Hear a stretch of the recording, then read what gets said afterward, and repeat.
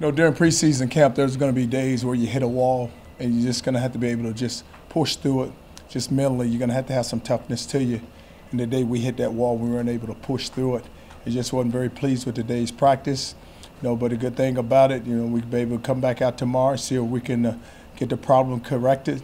And I say this, when there's bad days from the coaching staff, and we ourselves didn't do a good job of just pushing the guys and get them prepared, because the sun is going to be there, the heat is going to be there, but still it's all about working each and every day to get better. And we're not a good enough football team to waste days. We only have so many opportunities, and we got to take full advantage of the opportunities. Right now we're banged up. Miles, you heard about, he's going to have a surgery, and we're going to miss him. And then also Daniels is going to get scoped, but we're hoping to get him back at some point. But it's one of those days where we have to get better. We can't waste, and we just have to look to improve each and every day. Questions? Raise your hand and we'll get a mic to you. Go ahead, Mike. Charlie, on the injury note, do you have anything on Sherrod Evans or Darius James? Darius James will be back to practice, hoping to get him back here in the next couple of days. And Sherrod's there. The main thing with him is just when he gets comfortable enough within himself where he's ready to go. Charlie, how long does it take for you to see that the team has hit the wall, and do you have to make any adjustments during practice when you notice that to keep them engaged, coaches and players? Well, it doesn't take very long to sit, because you're at practice and you get to watch it. So it's just mentally when you're dropping balls, when you're not making blocks, when defense isn't getting off blocks and getting up the throws in the secondary, it's very visible. And the thing about it is that it comes from leadership at some point. It's got to come from the coaching staff, but also from the players.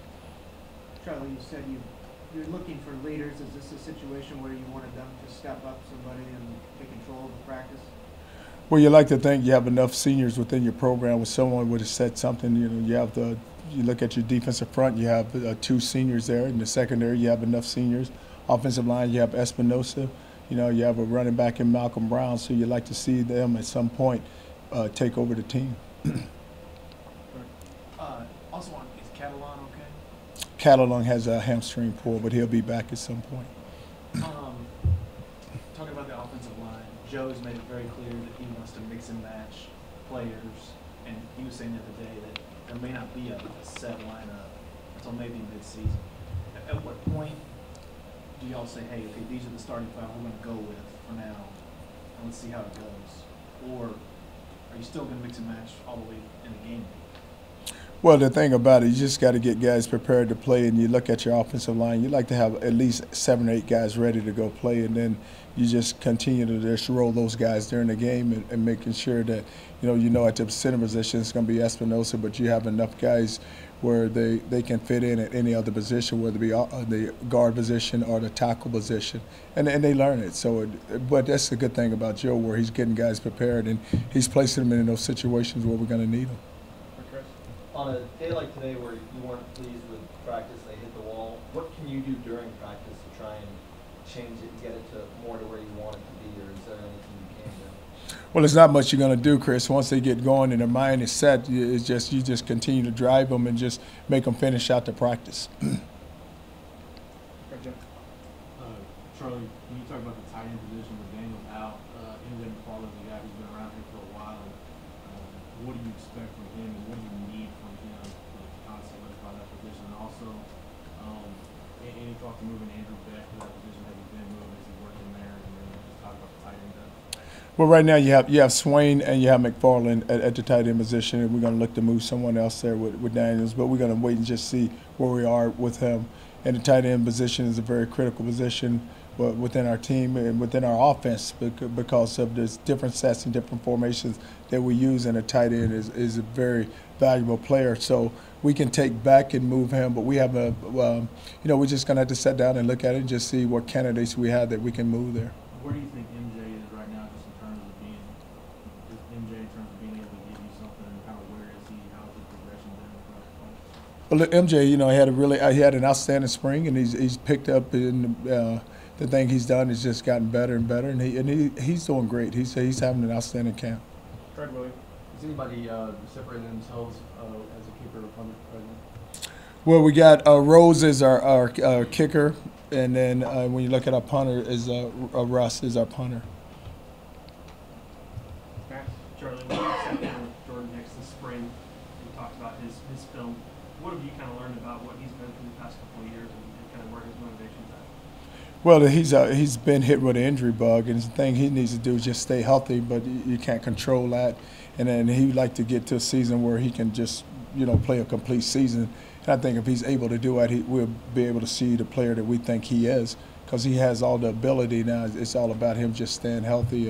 And the thing about him, he works so hard, and you want him to do so well just because of just how much he's put into it, and just trying to overcome and get through and just battle through a complete and a good season. Coach, have you guys done any more switching of positions with any of your young players?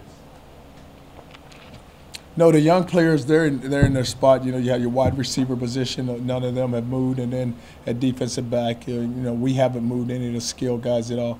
Even with the front, you got Puna and you have Nelson and McMillan on the defensive line. So we haven't moved anyone. Charlie, you mentioned needing 7 or 8 guys on that offensive line. How close do you feel guys like Rami Ahmad and Cam Hughes, some of that? How close do some of those younger guys are to being to where they can be considered among the 7 or 8 guys?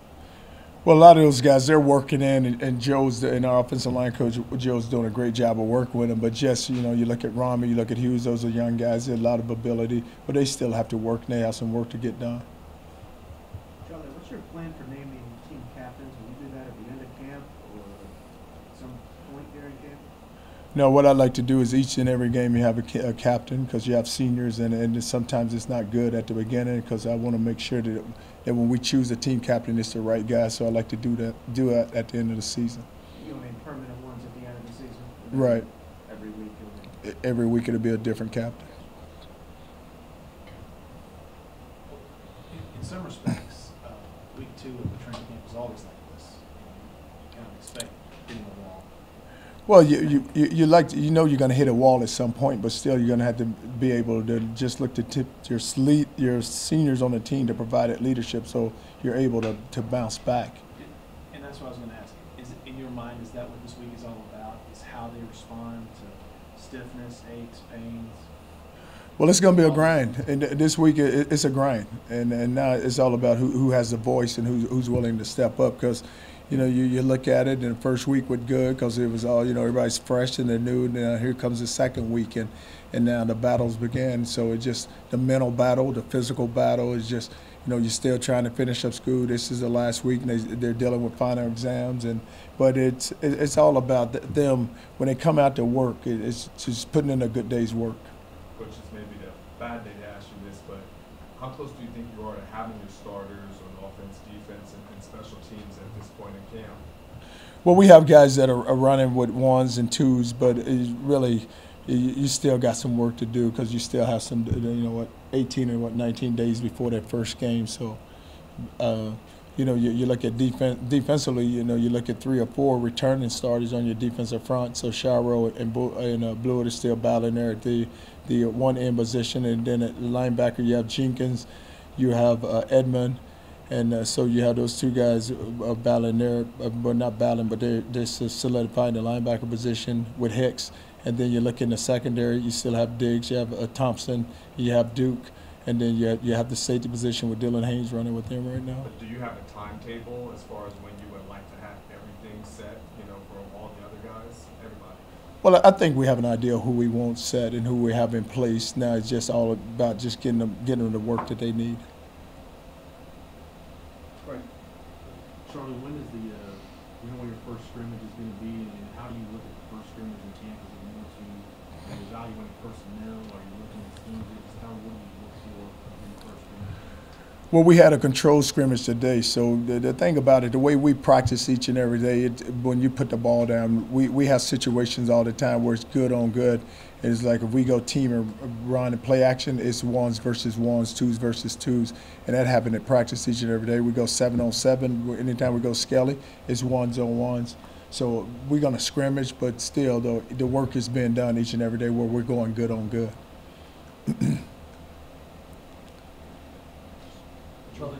notice anything in particular with Armani Foreman that makes you believe that he can really be an impact player for you guys this season? Well, he's a player that has a lot of speed, and the thing you like about him is he's one of those guys, and I always said, you know, I talk about just give me a guy who can take a 5-yard hitch and turn it into a 20-yard gain. He has that type of ability, and you know, it's just more of him. And with all those young guys now, you can see the wall is hitting them because they were all fresh in the beginning, and now, you know, so much is being thrown at them. It's more of them down concentrating, staying focused, and making sure that they can learn and they can adapt on the move. Because now defensively, we're giving them different coverages and they're running different routes, and so now can they adjust off of the coverages? Have you guys started on North Texas yet? We have not started on North Texas. Then, follow that is how much do you feel like the season opener, regardless of who you're playing, is more about you guys and what you want them doing versus the opponent? Well, you're going to have to play good because you're going to have to get ready for the opponent you play. But, you know, we'll be able to determine where we are before we get to that game. Have time for 2 last ones. Charlie, you Brad. mentioned, is Blake Whitley available to you right now? Tight end, or- Blake, yes, Blake is is one I forgot. Yes. Another thing, Sean talked a little on Friday about how in 2011 you guys had a chance to break in a lot of freshmen. Is that something where, just beyond the skill position, that's something you've never really been afraid to do if those guys are showing you they're ready? No, because you look at the skill position, it's totally different when you're dealing with linemen. Because when you look at linemen, you're talking about some guys been in your program 4 or 5 years, and they're so much bigger than when a freshman come walking into it. Because I mean, you're looking at a 300-pounder where he's been into your program, you've really developed him. And now with a skill guy, it's all about athletic ability. It's just skill where you can make a guy miss, and they're going to get bigger and stronger. But if you can outrun people and just put them in the right position to make plays, then the skill guys, it's not hard for them to go play. Thank you, guys. All right, thanks, guys. Thanks.